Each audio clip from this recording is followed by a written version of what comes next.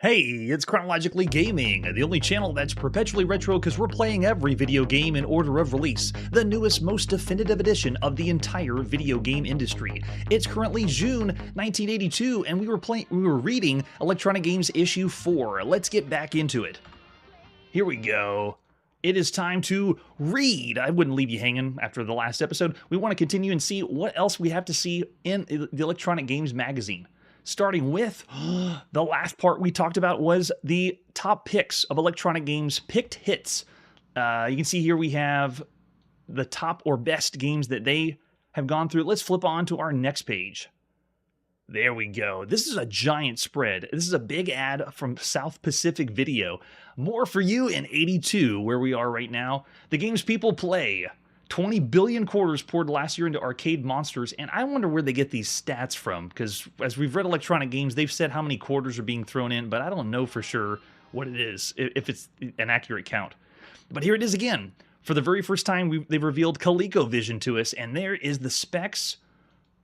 Nice. Software from the past. Fits the hardware of the future. Conversion module number 1 allows you to play current games on new cartridge releases for the VCS. So before the system is even out, they're advertising that it's going to be able to be able to play Atari VCS games. I'd love to know what Atari would be thinking at this point. That's amazing. And then we also have over here on the bottom left, and is the ad for the Commodore VIC-20. 2 joysticks capable of 8-way directional movement. Advanced 12-function keyboard, very nice. And then we also have all the other titles by ColecoVision down here on the bottom. Oh man, the Donkey Kong version that's going to be coming out soon. So all this is the preview, getting you pumped up, because this is the beginning of summer. By the time we reach August is when the ColecoVision will release, at least what I've heard from publications. And over here on the right side, we have more stuff by Coleco, telling you what's hot, what's not. We've already seen Night Stalker.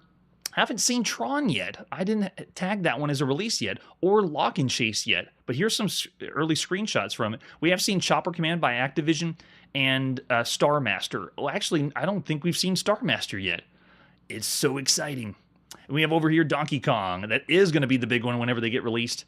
And they even have some contests for you. Very nice. Let's flip on to the next page, which is the Test Lab. And here they're going to break down and talk about the Astro console. Originally the Bally Astrocade. Now it's called the Astrovision after it got a new company that took over. And we have a game called Solar Conqueror, which we haven't seen yet. And Coloring Book, I don't think we're even going to be playing here on the channel. And so we have the controllers they talk about. That's just a nice touch. And you can see it says Videocade. Is that what they got that instead of Astrovision? Or that's the next person that took over? Because this console went through 3 different name variations. And then we also have what's built in, Gunfight and Checkmate. We played all that on the channel too. Let's flip on to the next page. The Q&A section. Also the troubleshooting section. People write into the magazines and say, I have some problems with my console or computer and I need help. And they do the troubleshooting here in the magazines because that's where you're going to go. This is where you go for the latest news, tips, and tricks. And I'm getting a current video disconnect where it's not allowing me to see my chat screen. So give me 1 sec because I'm not able to see any chats that currently come in. Let's do this. That's better. Okay, now I can see any chats that come in. Very nice. All right, so here we go. We had a nice picture of the Centipede arcade cabinet in all its glory. It looks fantastic. So some of the things they bring up, the first question they have is, if I run my television for 10 to 12 hours, its brains get hot. Should I give it a break to move its power supply inside, leaving the brains more room? And the answer is 10 to 12 hours. You're playing video games for 10 to 12 hours? Holy high res. You need to give that master component a rest. Yeah, if you're playing that long, I know I had lots of friends that would play Atari and try to go for high scores, so they would keep their game going as long as they could. And I don't think we stayed or played that long, though. That's pretty extreme. And next question is, I was buying an Atari VCS, but read in the second issue of the magazine that Atari's soon beginning production on a super video game system. Should I wait and buy that system or go ahead and get the available VCS, which is hilarious? The super video game system they're talking about will eventually be the Atari 5200. And then they say how fickle these electronic gamers are. Sure, the new Atari Super game looks great, but that shouldn't diminish the luster of the VCS. Yes, buy the VCS. Do not wait for the 5200 if I could go back in time. And then they list all the games, look at that you could play on the VCS right now. Could you explain to me why the graphics displayed on my TV via the home programmable do not compare to the video games in the arcades? Why can't I get arcade quality games at home? All right, I just saw Curtis Boyle in the chat. 3 to 4 weeks at a time to win some event. Nice. You just kept it running? That's great. And this is fun. They're explaining here why you can't have arcade at home. But that's a legitimate question. Why? It's obviously because they're making systems at home, the consoles, to run lots of different games when the arcade's made for just one. So question, what exactly is the difference between high resolution and low resolution? Check this out. At the time, they say the strict definition for high resolution is 1000 by 1000 pixels. But for video games, the standards are not nearly so exacting. Anything regarded as high res. Most programmable video games are low res, while others, such as in television sports games, are regarded as high resolution in terms of the graphics. It was a gray area. There wasn't a definitive way to describe high resolution, but it's hilarious that now they say in 1982. It's 1,000 by 1,000 pixels. Just write that one down. Lately, I've heard that Centipede and Tempest will soon be available for the Atari VCS, but I did not think this would be so since they are both relatively new games. They're talking about the arcade games. Oh, but they got the ability because the Atari Super System can do it. At least that's the answer here. They say and this next question is, on certain computer games, the cassette program for one computer system won't work on another computer. Why can't that be? This kind of shows the difference between the other magazines we've read on the channel. We've read some fairly technical magazines that include code, like we have Analog Computing and some other ones by Atari. And then we also have games we've played that are type-in games from Soft Side Magazine. And then, of course, the tape games from Chromaset. This question kind of shows the simplicity of this magazine. This magazine is for the gamers only. Like they're asking questions for someone who's never programmed before. Yeah, why can't I plug in a cassette on one system on another? Of course you can't, because they're not programmed the same. Even if you have BASIC, sometimes there's different versions of BASIC that won't even work if they say on one or the other. Yeah, they say, sorry, it's just not the same with programmable video games. You just can't do it. And then over here at the top, they have a comparison of Coin-Op Missile Command versus the home version. Why can't it look the same? That's actually pretty good. I think that one on the left is it might be the VCS version. Yeah, I can tell by the font it's the VCS version. It's close to the Atari 8-bit system or home computer system. yeah, I'm with you, Curtis. All right, let's flip on to the next page. Next, we got to add for a few things. Video game cartridges wholesale, nice. Now we can play at work. Once upon a time, the game designer. And then we have another question. I own an Atari 800 and would like to know if I can use a Quadrascan. That's more technical about the Quadrascan monitor. Question, how much does it cost to rent an arcade game, and how often does he or she have to pay? Cool question, because you can do that. You can rent arcade systems. Right now, it's pretty popular, obviously, and they say that there's several retailers who will sell a real live Coin-Op, such as the GAMES on the West Coast and Interlogic in the Midwest. They are hot right now. So another question is, I'm an Intellivision owner and I really like it very much. However, I noticed that other companies are producing arcade-style games, and I was wondering if Mattel had any future plans to do likewise. Yes, they have been releasing our arcade-style games. Oh, they mean like actual legit arcade-style games with the name. They mentioned Gorf here, and it's continued on page 44, so we'll see that one later. Next over here is the joystick jury section, and this is people defending or saying what is their best joystick and why. People were writing into the magazine to let them know. We have people that say the Atari controllers and Odyssey joysticks rate the best because they give the best responses. Intellivision's very hard to control and takes more time to learn. It's the one that has that gold disc at the bottom. TRS-80 has very poor response, it says here, to find their joysticks to be rather small. And I believe Coco, too. The Coco has a smaller joystick. This is also the case with Bally's joystick/paddle controller. Now, this article says they think the Odyssey joysticks rate the best because they allow one to do hard maneuvers with relative ease. My guess is they said that because of games like Monkey Shines and Pickaxe Pete. Those two games are one of the first games that have jumping, and Pickaxe Pete in particular is a side-scrolling platformer that you can duck and jump and do a lot of different movements. What's up, Steve? How's it going? Most Coin-Op games have a type of controller designed to work optimally for one particular machine, and that's why the arcade way is usually the best way, because it's made for that game itself. Let's flip on to the next page, and they now start talking about the Astro controllers or Astrocade controllers. If you've ever held those, if you see what they look like, the end knob is an analog control, but you can also twist it left and right. It's ingenious. It's more closely tied to something we were seeing like the Fairchild Channel F. Oh, that's true. The original ones. By 1982, they made some better ones, right? Like for Missile Command. But yeah, the Missile Command would be, that was a Polaris on the Coco. That was really, really good, especially for the time. All right, so they go through some more different Coin-Op and comparing controllers over here.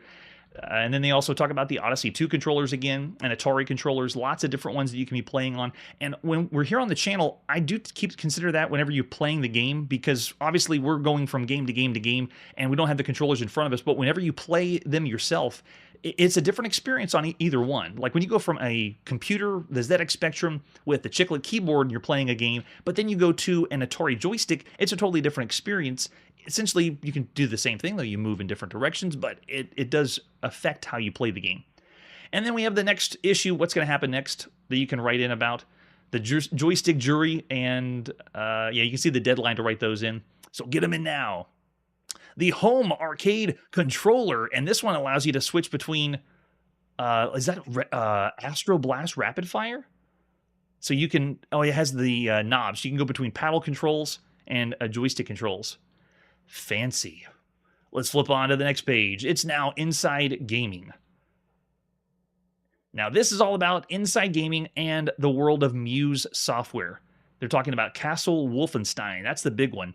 And the man, Silas Warner, who did Castle Wolfenstein. Got some cool artwork here for sneaking in. Oh, is that us in the striped suit? We didn't look anything like that in the game.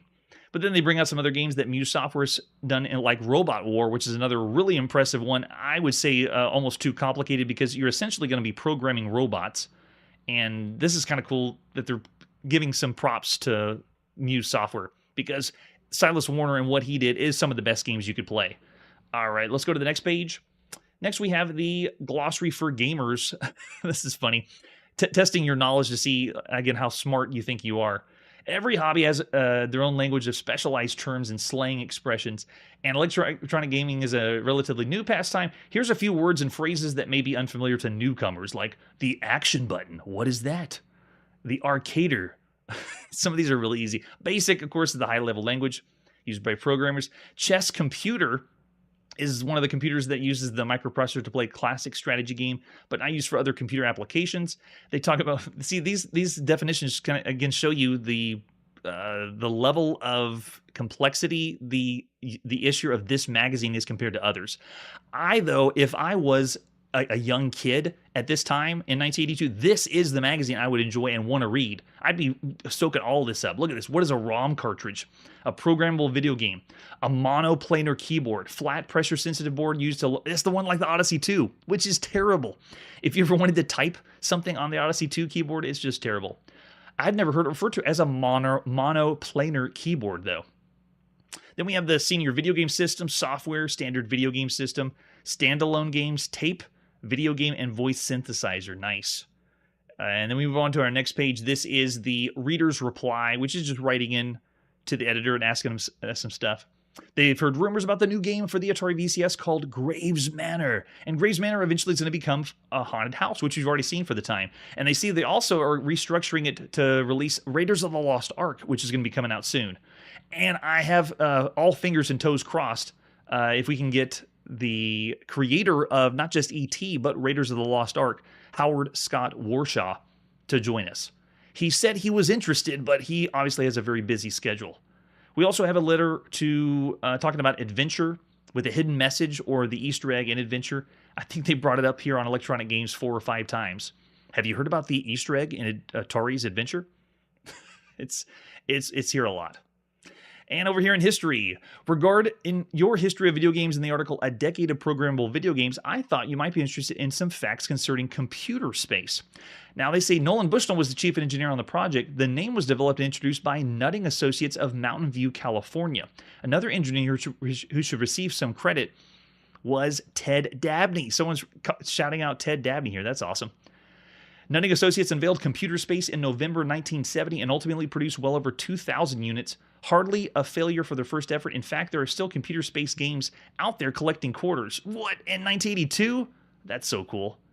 I know there's one at the National Video Game Museum in Frisco, Texas, but I don't think it's playable. I think it's just there to see the curves of Computer Space.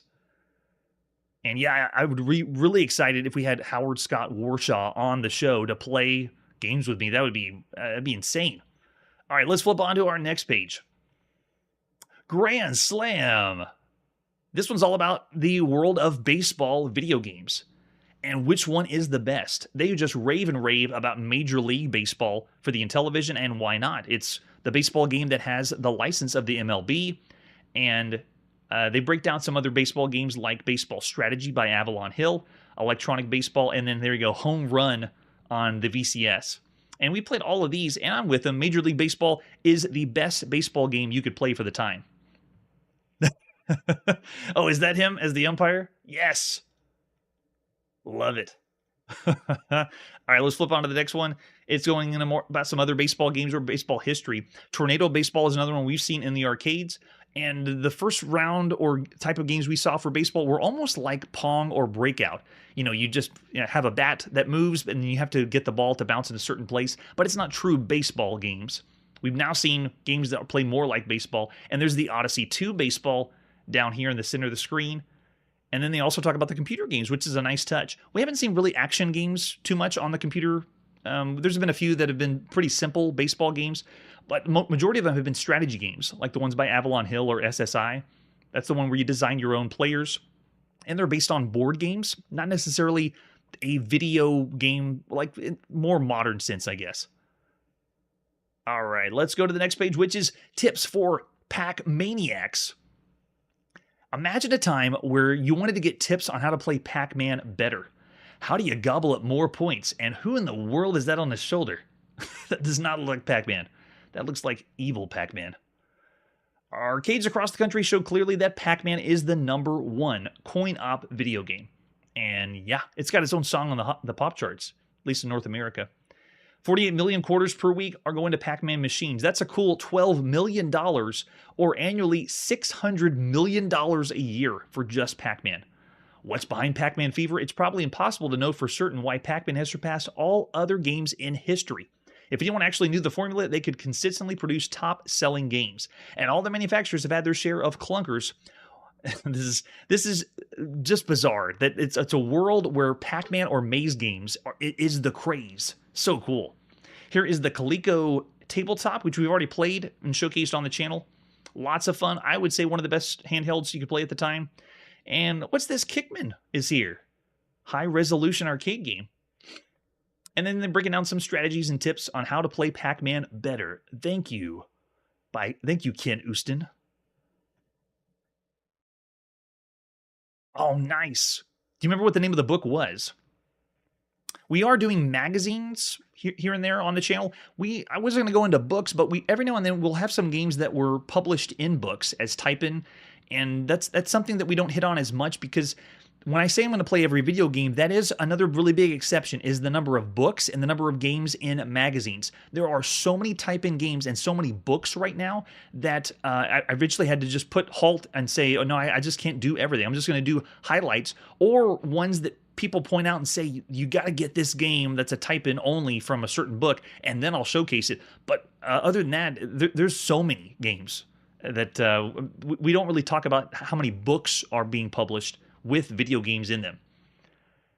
All right, so here is Miss Pac-Man, which is also out. We played that one as well. And then we have some Pac trivia. Do you know how Pac-Man got its name? The game Paku Paku in the land of the rising sun means to gobble, if you didn't know. Yeah, I've heard that one plenty of times by lots of people. Did you know that Pac-Man tops out? Many players have assumed that a score would rise without a limit, and a Pac-Maniac named Kevin Fisher of Silver Springs has now proved differently on several occasions. He played through 250 boards, good for scores as high as 3.2 million points, and made his notable discovery that when you get to the end, you get the crash screen. The test pattern covers the right half. Yes, we all know about it now, but cool that they're pointing it out here in June of 1982. If you get that far, isn't it screen 255 that it happens? Yeah, I think it's 254 or 255, right whenever you get to the end where it can't, it doesn't program anymore. Yeah, that's true. There were so many books. I'm with you. Everyone and their grandma did. And I apologize. I'm getting weird things with my chat bar. It's not responding or doing what it's supposed to. So the chats are coming either slow or too fast for this episode, so I apologize about that. Oh yeah, and Compute Magazine is a good shout out too. That's a good one. Look at this one. New joystick, yes. Down in the bottom left corner. There's a lot of other second-hand joysticks too that are available for all these home consoles. And that's another part of the hardware that we really don't showcase too much here on the channel. I'm all strictly about the games. Let's get to the video games. Let's play the video games. Let's talk about the video games. All right, so the School for Game Doctors. This is an article that is going to tell you or show you how difficult it is to repair arcade systems. Because you go into the arcade and people are already experiencing it now in June of 1982. That some games aren't working. They broke down. Oh yeah, Compute's great. And we've already played several games on Compute that were type-in games. So even though we're not reading or showcasing the magazine, we're playing lots of games on there. This article is pretty long. It's look at this. It opens up the arcade cabinets, showing you how difficult it is, what the cost is to repair arcade cabinets at the time. Electronic Games received numerous letters from readers asking about the availability of training in the field of video game maintenance. And I've only known a couple people that were operators for arcade games. They had lots of arcade cabinets at their home. It is a different job than you would think. It's not just as simple as it is working with a computer. You have to have like an engineering background to repair arcade systems. And then continue from Reader's Replay about the computer quiz, precursor of the knowledge game. Thanks for taking the time to write and fill in the gaps of our historic perspective. So this is them giving a shout out to the older games that they brought up in one of the other the earlier magazines of electronic games. And I like that they bring up Computer Space and they're telling about the other developers that made it. Very nice. Oh, wow, that's really impressive. Usually the third-party ones do not last that long. That's one reason why I usually stick with the controllers it's made for. And then we have the Empire of Xantor the Invincible. I don't know what this is. Battle the Space Warriors and Furies, the Space Demons, Ultra Space on your Atari Odyssey 2 and television. Oh, what is this? One time... Oh, wait, is this like a membership? Yeah, it's like a membership to get blank... Yeah, blank cassettes. Nice touch.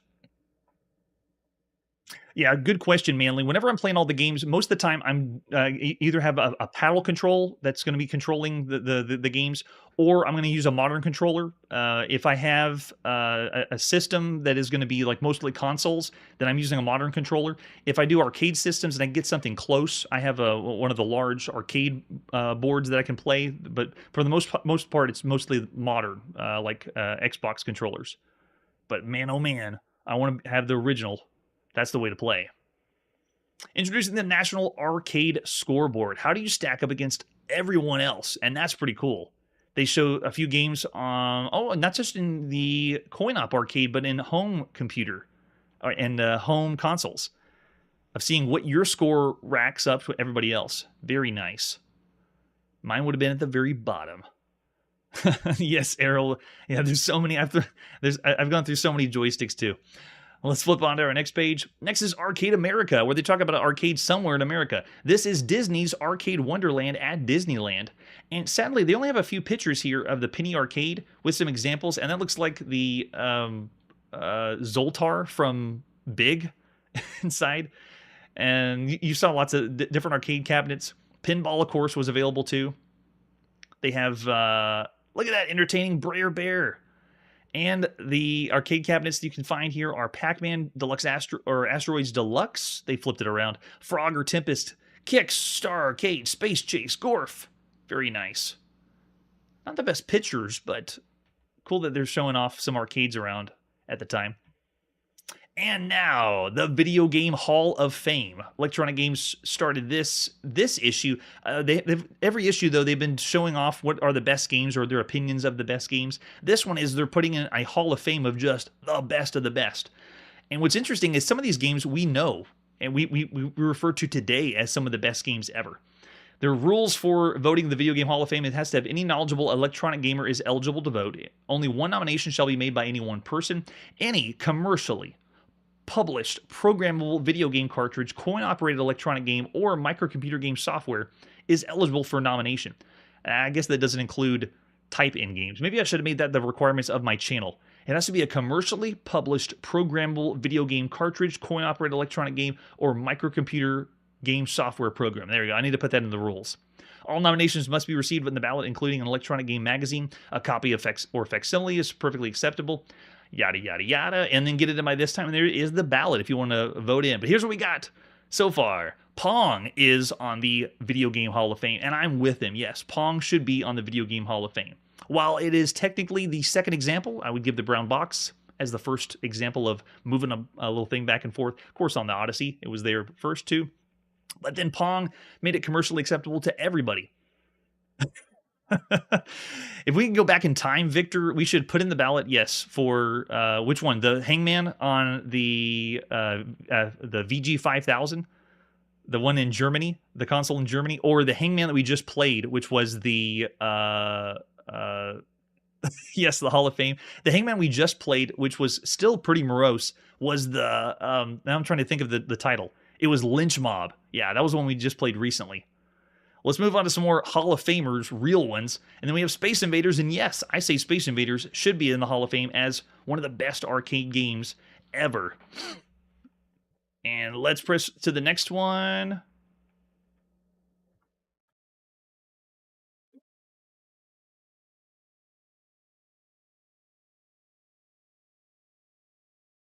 The next game they have is Asteroids. This is from the perspective of June of 1982, so I can understand they make some mistakes in the mindset of just now. But Asteroids, I still see, yeah, it is an exceptional game, definitely worthy of the Hall of Fame. And then Pac-Man, obviously, that one has to be on there. Namco Midway, oh, with the slash in between. Too bad about Namco Midway. And then we move on to the games that you're like, wait a second, hold on. They have Quest for the Rings, which most people have no idea what that is. It's not as mainstream as Pac-Man and all the other ones. And the same with Major League Baseball on the Intellivision. They're putting these here because they're very, very good, and I'm with them. This one, 5 stars. I can't remember. I think we give Major League Baseball 4 or 4.5 for the time. It's very good. It's just funny seeing these two in the Hall of Fame when the rest of them are still games we talk about now, or everybody knows. Everyone's familiar with Pac-Man, Asteroids, Pong, and what was the other one? And Space Invaders. All right, let's flip on to the next section. We got an ad for Star Strike. My living room is going 165 miles an hour. I enjoyed Star Strike. I didn't give it higher marks because for playability, it's not as impressive as the other some other titles we played, but it's still a very good game for your Intellivision. Now we go to look at the Atari catalog.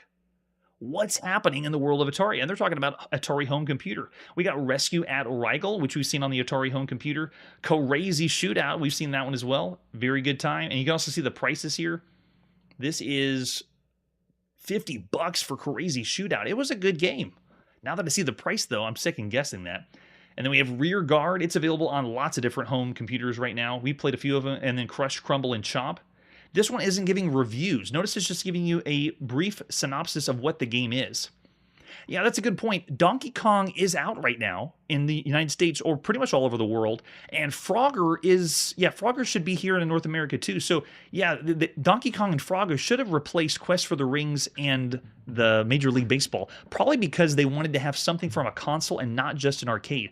But I mean, let's face it. Here on the channel, we've been playing everything. And what comes out first on the arcade is usually going to be the best, most impressive video game. And then we have Bridge 2.0. Why are they talking about Bridge 2.0? No.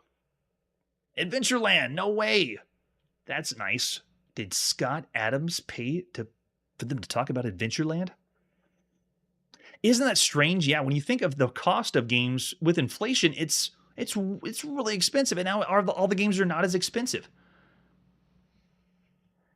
They really hadn't taken off the... Yeah, that's true. And yeah, it's going to be more time for games to come out because here on the channel, we're playing everything as soon as it's released, when it's released, as soon as I find the dates. So that means we're going to Japan to an arcade and they're wheeling out the brand new arcade system and we're playing it right there. So not everyone knows about it. This magazine's North America, so we're currently on top as far as getting out games fast. But oh no, it's going to change in '83. I've seen the future. I know what's going to happen, and that's why I'm really excited for the next year because we're going to see video games released in Japan for influencing all of the Japanese culture and changing how they play video games and make video games, and it's going to take off and then take over to the point that later United States is going to get these games from Japan years later, like 4 or 5 years after they come out. So I'm really excited to see the cusp right when they release in Japan.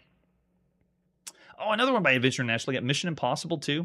And then we have, this is Centuri. That is, Red Baron. Excellent. Vector-based first-person flight game.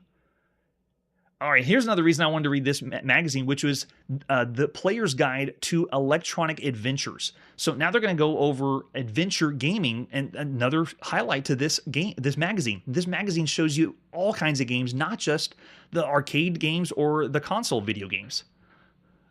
Yes. Right here in the side. Oh, yes, the pizza. Oh, man. And right now, Nolan Bushnell is not the head of Atari. He's currently in charge of Chuck E. Cheese. I don't know what his other ventures are, but he's riding the Chuck E. Cheese train. That's a lot of pizza. Oh, that's true. That good point about when they were written. So I'm reading the magazines when they say the publication is, but yeah, most likely every magazine that says June 1982, they're going to be March or April. But whenever they're written and whenever they're released. All right, great artwork there. Let's flip on to the next page. What do they have to say about adventure games? Oh yes, the birth of a phenomenon. They break down from the very beginning with Dungeons and Dragons. Oh, that's true. Galaxian should have been on there as well. Galaga was a little newer in Japan. I know that it's now in North America, but it's brand new in North America. But yeah, Galaxian and Galaga should have been up there, or maybe Galaxian even more. And then we have Tunnels and Trolls Rune Quest and Chivalry and Sorcery. Thousands of folks vicariously plunging into worlds of fantasy where magic works and only strong swords keep evil at arm's length.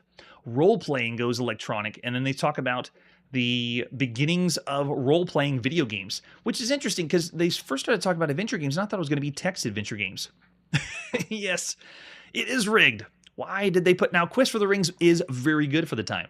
And Major League Baseball, though, it is rigged.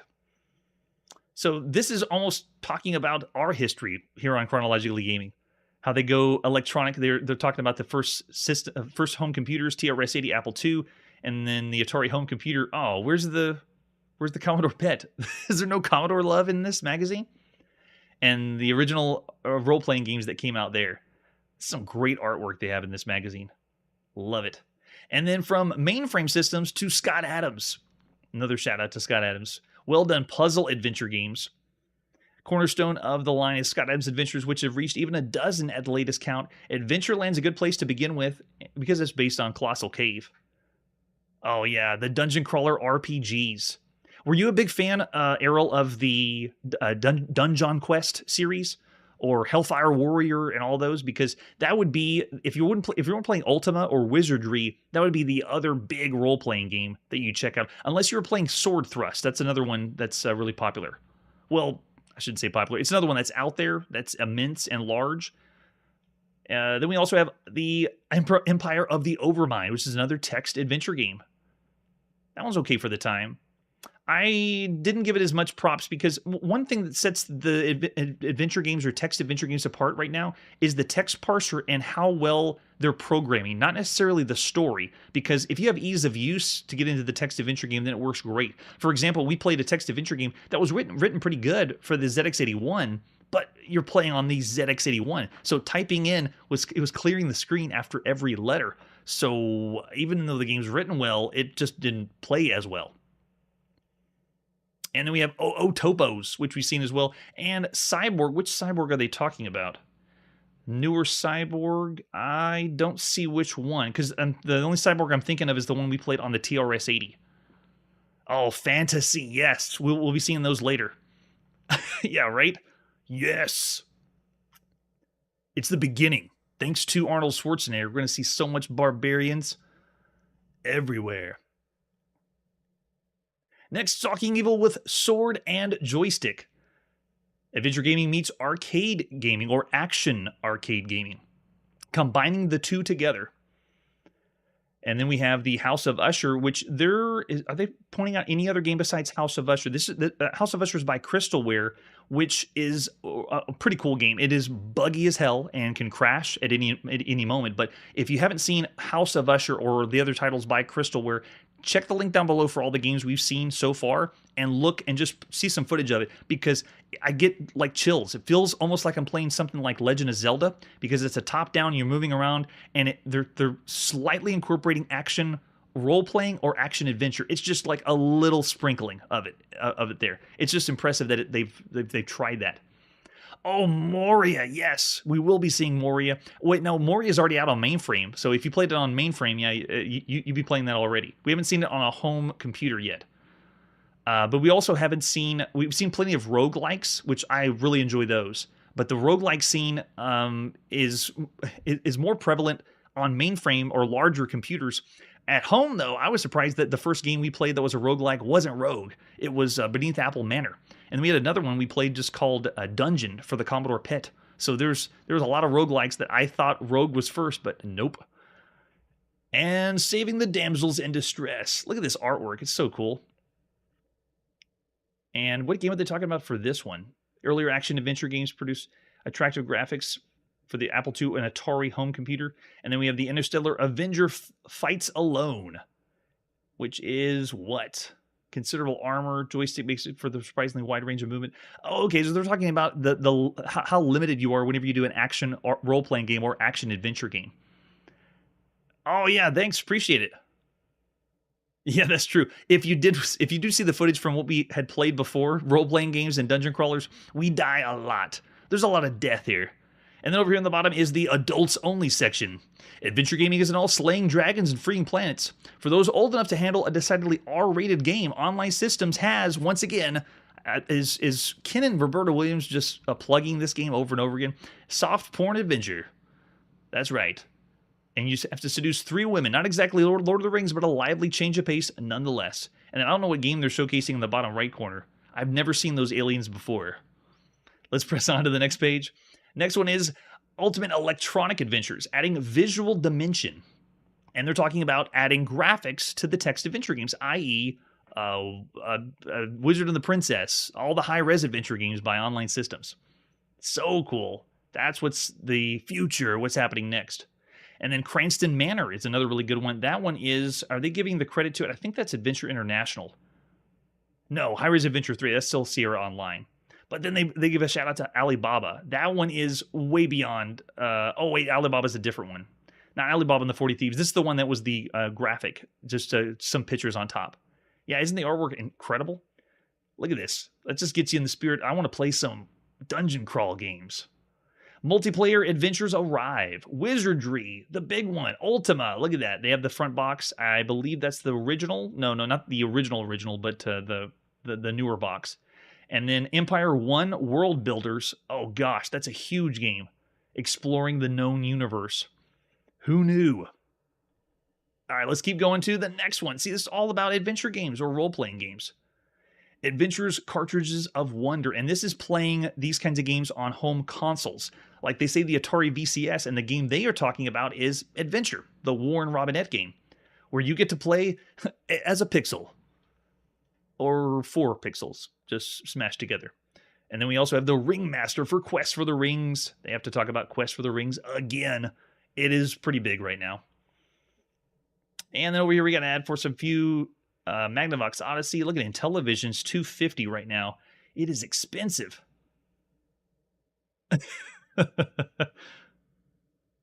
Oh, that's right. Telengard. We will be playing that one whenever it does come out. It's coming out close. All right, let's flip on to the next page, where we're going to talk about the coin world of arcade games. Deluxe Asteroid, Space Invaders, Defender, Stargate. We've seen all this. Venture, Pac-Man, Miss Pac-Man, and then, oh, look at, we got screenshots of Turbo down here. This must have just recently come out in North America from Sega. Nice. And pretty soon we're going to start the arcade war between Namco and Sega. Oh man, it's going to be so exciting. And then they're talking about Eliminator, another one we've seen on the show. And every single one of these is links down below. You can just do a quick search for all the games we've seen up to this point. If you just want to get a quick shot of what the game looks like. Very fun. And then we got the Miss Pac-Man spread. I believe this is the same one we checked out whenever we played Miss Pac-Man early this year. There she is. The hottest femme fatale. At least that was the ad. There it is. Yeah, the new femme fatale of the game world. Wearing a boa. And then we also, there's Turbo. I was going to see when they were going to talk about it. Yes, this viewpoint of Turbo is so big. I'm going to go back to the screenshots because this is reminiscent of one of the biggest titles we're going to see this year, and I'm so excited. Pole Position is coming up, and Pole Position takes this and turns it into even something more in the future, or feels like you're playing something from the future. So really excited for that. No, she looks like she's being pimped out right now. That's what she looks like. I enjoyed Turbo because I wanted to see what else they were going to scale at the screen as you go into different areas. It's the new craze with arcade games. I want to see what's next. I want to see what the next level is. That's the draw. Not so much how many points that is up there, how I'm getting points, but I want to see what else is in the game. And we also have Armored Car, which, why did they bring that up? By Stern? Armored Car is okay, but it's not that good. You can see Dodge 'em and Pac-Man, but then Kickman, or Kick, depending on where it was released. That's the one where you play as the clown, picking up the balloons. And if we want to subscribe, here's how I was subscribed to Electronic Games. Subscribe now. Man, I would. In 1982 for sure. Next is the strategy session. This magazine has everything. Strategy video games. Now, their definition is a little different. What are they talking about? Missile Command? That's not really a strategy game. That's action. They have Warlords. Yeah, Space Chase. And I guess they're talking about just war-style games. This is not what I'm talking about. Playing Computer Gaming World or reading the magazine Computer Gaming World, that's real strategy games. Yeah, I like the cabinet for Kick as well. And they also talk about Space Battle. Over here we got an ad for the Logical Gamer, TV's Direct. Man, I miss these older ads in the small corner. Paying not as much money, but I just remember in magazines flipping through and wanting to find either good deals or get information because this is where you got it right here. Then we got Space Chase and Space Battle. Again, what are they talking about? These aren't strategy games. We know what real strategy games are. Next is Playing with Time. Yes, strap a mini arcade to your wrist. And the first thing they're going to talk about is the Nintendo Game & Watch. Here on the channel, we play the first release, which was in Japan, but Nintendo had a presence in lots of places all over the world, so the Game & Watch very quickly was all over the world, not just in Japan. Look at this. We have the widescreen version of Octopus, Missile Strike, and they're bringing up some other ones where you can play video games on your wrist. Remember those really small Sports Time video games that were tiny LCD screens? I think they should have a screenshot of them. There we go. Yes, there it is. Look at that. Did you ever play those? I only knew a couple of people that had these, but I never even played them. I just saw them on the wrist and thought, you could play a video game on your wrist? Yes, Game Time watches, Sports Time, and Arcade Time. Oh, yes. That's true. The best way is just have a bunch of them in your bathroom. Just have them all ready. And then they're bringing out lots of different games. Look at this. We have Play Watch, Blackjack, Poker, Fortune Teller, Fishing. To tell you the truth, I wasn't able to get these handheld games. So it is a feat to get handheld just in general, but I wasn't able to play or showcase any of these, Arcade Time, Sports Time, or Game Time. So what you see here is what we're going to show on the channel. And then we got the new products coming out. What is coming out? The Stick by Datasoft. Is that it? That is a joystick. That is massive. Video game scoreboard labels too. Very impressive. Yes, fill out the reader service card. Appreciate it. Thanks, Steve. Oh, and we got ads for organizing your video games. Look, putting them in the right order. I would be all about that. That's actually one of the reasons I'm doing the channel is I was able to organize all these video games and get them cataloged. And then we got some new products by Synthsonics, electronic musical instruments. Had never even heard of that one. And even more new products. We have the Atari 830 acoustic modem. Put your whole telephone on that. And then we have calculators and then some cool swag there. I need to buy that for my wife. I love Pac-Man. She loves Miss Pac-Man. Maybe I can find that one. And then we have the programmable arcade. That's right.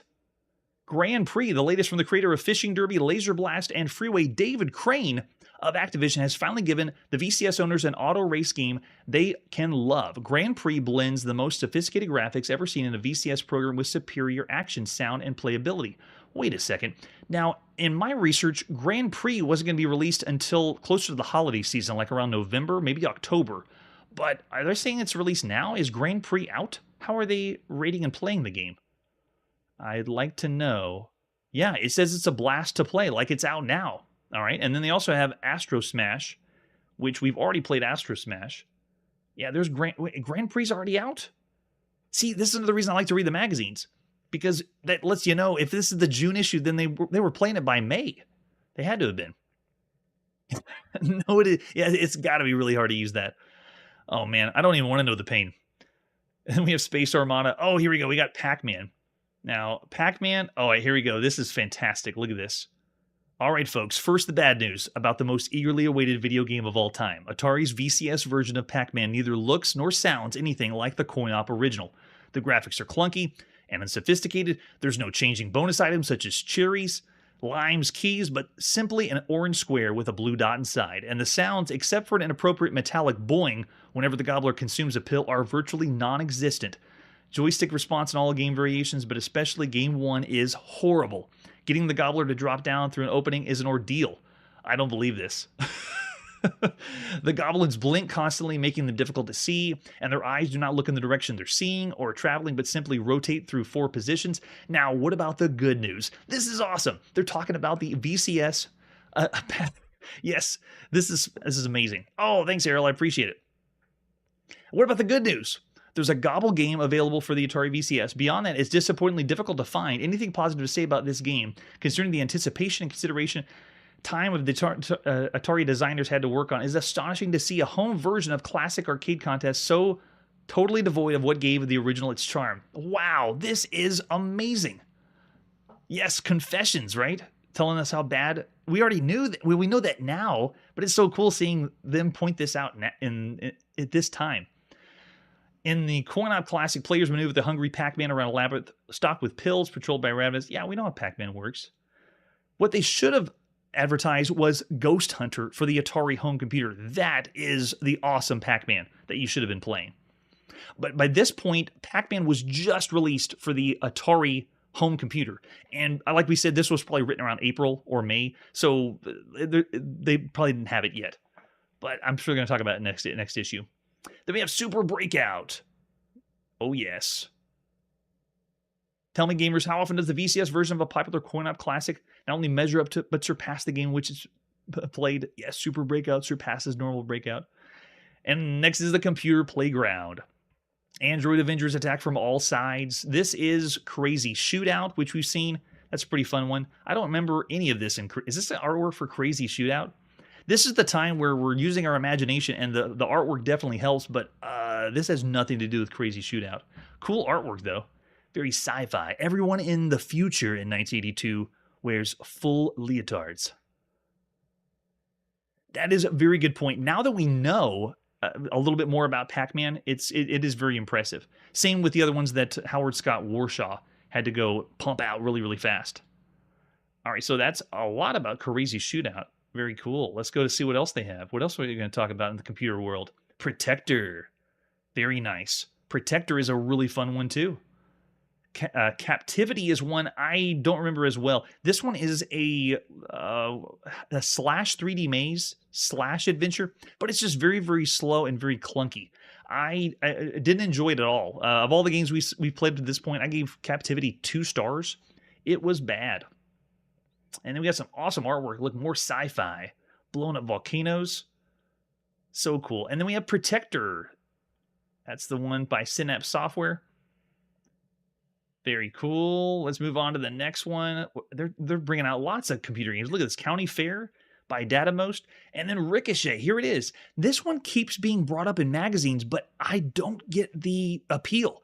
Ricochet is an interesting idea because it's an original idea kind of based on Pong, where you're bouncing back and forth, but it's strategy. It's a turn-based game where you move your paddles to redirect and ricochet the balls, but it's just not executed very well.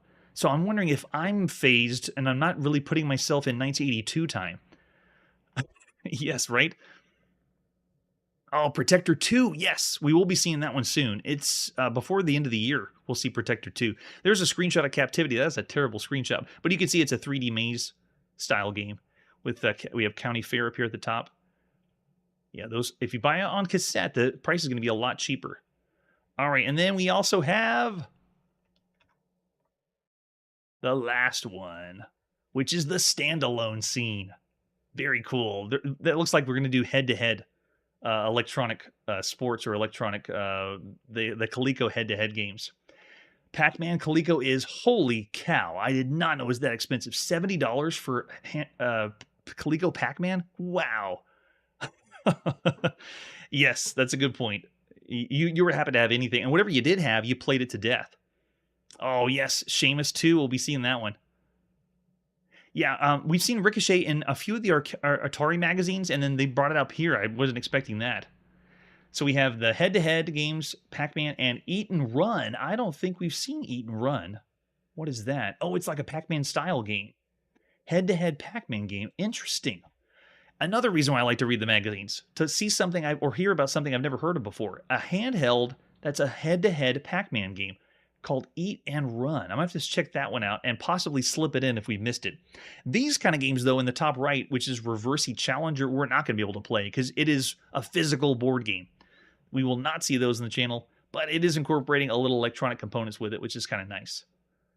And then we have Reversey Sensory Challenger. Nice artwork. Oh, like the computer's playing with you. So cool. Yeah, that's pretty nice. Split Second is a sleeper handheld game of the month. The miniature marvel has 5 exciting games to surprise and delight anyone. And again, another one. What is Split Second? I want to know. Space Attack is for beginners. At the center of the screen, the red dot representing a force field. We've seen Space Attack, Autocross. I don't think we've seen Stomp. But the final game is Speedball. Look at all these handhelds. Of all the handhelds we've already played, there's so many more out there. And then we have coming next issue in Electronic Games, Walt Disney premieres the first big-budget video game-oriented movie. You won't have to wait until then because will feature 5 photo-packed pages of the landmark event in the history of electronic gaming ever. There's the first report on the new video game handheld device corn-up inspired by Tron the movie.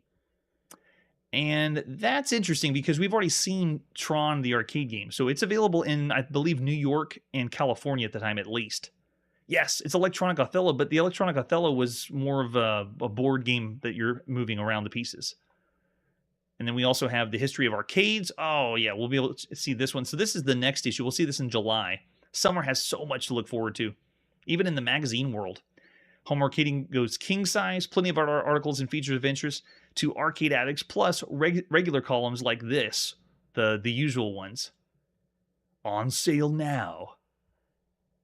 And then here's what they do with electronic games. They give a reader poll and ask, which sections do you like the best? And who are you? What's the demographic for the people that read the magazine? I believe last issue they told us the general demographic of the readers of this magazine. I would be one of them. Oh, yeah. There it is. Oh, they did. Oh, no way. I don't believe this. Here it is. This is it, Ghost Hunter. If you haven't seen or heard of this game, you have to check it out. Look at the links down below and find Ghost Hunter. This game blew me away. Of all the games you could play in 1981, it is one of the best home computer games ever. It is 2-player simultaneous Pac-Man. And it's design your own maze Pac-Man. It has so many features. I was blown away. It is the seminal way to play Pac-Man at the time.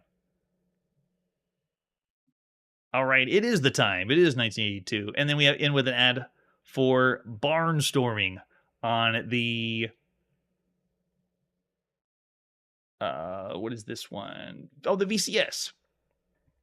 And that's where we're going to put our video game playing on pause this evening, playing every single video game and reading and talking about every single video game. This is another one of those titles that I'm just really excited for the summer. Really excited to read and learn even more about video games and what's going to happen next.